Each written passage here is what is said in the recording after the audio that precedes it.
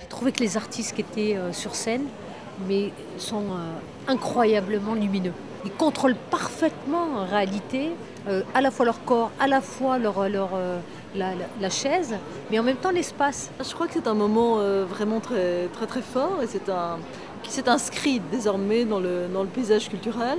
Mais je trouve que c'est important parce que ça donne une visibilité à une certaine culture qu'on a tendance en réalité, dans l'ordre établi, dans le mode du bien-pensant, à écarter ou à regarder avec méfiance. Sauf que je regrette que ce soit uniquement dans le cadre des rencontres de la Villette. Maintenant, il faut péter le truc. Comme c'est la culture urbaine, tous les modes d'expression de la culture urbaine, c'est de l'art pour moi et de la culture avec un grand C. Donc ça doit être à la fois être reconnu, considéré, mais financé par le ministère de la Culture en tant que tel. Il y a un engagement autour à peu près c'est dans les 20 millions d'euros pour nos musiques actuelles. Et la part du hip-hop, bien sûr, s'affirme à l'intérieur.